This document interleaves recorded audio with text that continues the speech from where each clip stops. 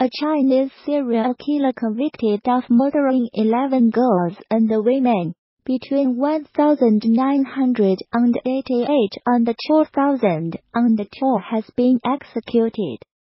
Chengyong, dubbed Jack the Ripper by Chinese media, followed his victims home before robbing, raping and murdering them. He cut their throats and mutilated their bodies. Gao, a married father of two, was arrested in 2016 at the grocery store here in Beijing, Gansu province. Police managed to trace the 53-year-old through a series of DNA tests. Gao's first murder was in May 1988, the year his son was born. A 23-year-old woman was found in Beijing with 26 stab wounds to her body. Subsequent murders followed a similar pattern, with the killer often targeting young women who lived alone. Gao also cut off parts of his victims' reproductive organs. According to the Beijing Liu Daily, his youngest victim was 8 years old. Women in Beijing would not walk alone in the streets without being accompanied by male relatives or friends. After the spate of attacks, the killings stopped in 2002, but it was only years later that a breakthrough came. When Gao's uncle was arrested for a minor crime, he gave a DNA sample which police then linked to the crimes, determining they must have been committed by a relative, which was later confirmed to be Gao. He was sentenced to death last year. The court in Beijing called his actions despicable. His execution on Thursday was announced on the court's Weibo account. It is not clear how the execution was carried out, though death sentences in China are mostly carried out by lethal injection or a firing squad. The United States military says it has killed 62 fighters from the Islamist group Al-Shabaab in 6 airstrikes in Somalia. 4 airstrikes on Saturday killed 32 militants, and a further 2 on Sunday killed 28, it said in a statement. These were the deadliest air attacks in Somalia since November 2017, when the United States said it had killed 100 militants. Somalia has seen a sharp increase in the number of airstrikes and casualties since President Donald Trump took office in the United States in January 2017.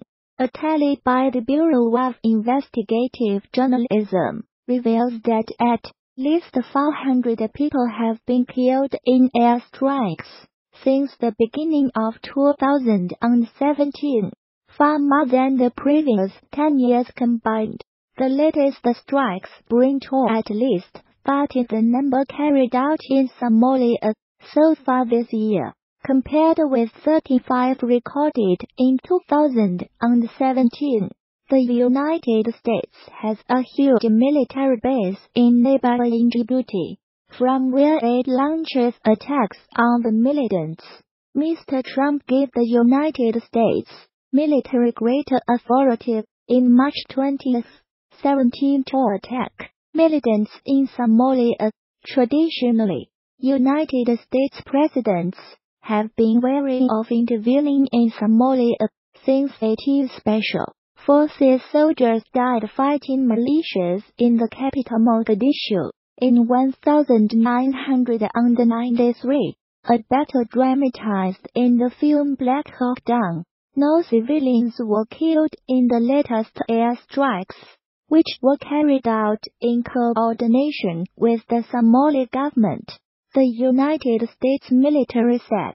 Alongside our Somali and international partners, we are committed to preventing Al-Shabaab from taking advantage of safe havens from which they can build capacity and attack the people of Somalia, the United States Africa Command said. Al-Shabaab which is linked to Al-Qaeda, has not yet commented on the latest strikes. Somalia-based security think tank the High Royal Institute said in a report published in November that Al-Shabaab had been forced to change tactics following the upsurge in airstrikes. The institute said the group was now conducting fewer mass attacks on military bases, but attacks on government offices and businesses which refused to pay its taxes had increased markedly.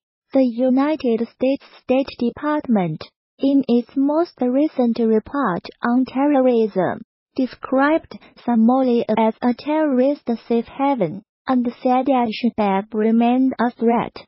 Despite suffering setbacks, the group retained control over large parts of the country, and the ability to carry out high-profile attacks, using suicide bombers, explosive devices, mortars, and small arms. The report added, a popular tourist attraction has become the latest Chinese company to show solidarity with Huawei's chief finance officer, Meng Wanzhou, who was arrested in Canada on 1 December. Shannon Mountain Scenic Park, in eastern Henan Province said it would waive the $9.40, 65 yuan, ticket fee for anyone carrying a Huawei phone. Ms. Meng, who was given bail in Canada, faces extradition to the United States on charges of breaking Iran sanctions. Her case has upped tensions with China. U.S. Huawei phones shoot grand photos on the mountain. A notice on the Shannon Park's social media account said, "We wish friends around the world who support Huawei's success in bliss."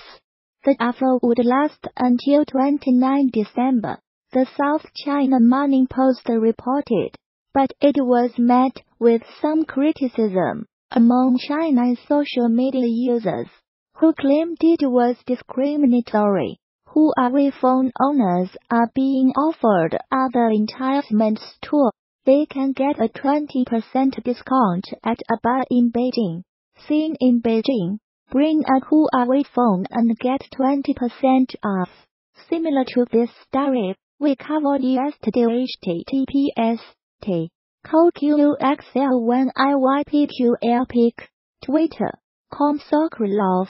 End of Twitter post by @LuoShunji. At least one firm has threatened to penalize anyone buying Apple products. A few days ago, Manpada Shenzhen-based legend display manufacturer offered subsidies to any employees buying Huawei phones. It also pledged to fine anyone who bought an Apple iPhone. United States prosecutors alleged Ms. May 46 used a Huawei subsidiary called Skycom to evade sanctions on Iran between 2009 and 2014. They also allege she publicly misrepresented Skycom as being a separate company from Huawei, and that she deceived banks about the true relationship between the two companies. Ms. Meng, who is the daughter of Huawei's founder, has denied any wrongdoing and said she will contest the allegations. Life of Huawei's high-flying heiress.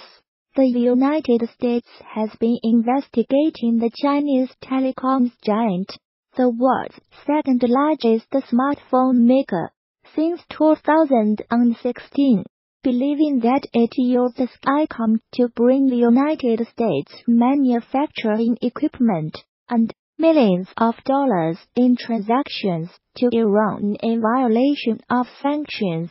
Ms. Meng's detention comes amid an increasingly acrimonious trade dispute between Washington and Beijing.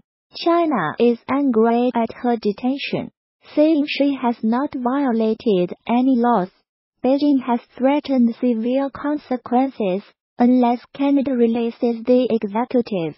Since her arrest, two Canadians, a former diplomat and a businessman, have been detained in China on suspicion of harming national security. United States President Donald Trump said last week that he might intervene in the United States Justice Department's case against Ms. Meng if it would serve national security interests or help achieve a trade deal with China. If I think it's good for what will be certainly the largest trade deal ever made, which is a very important thing, what's good for national security, I would certainly intervene if I thought it was necessary.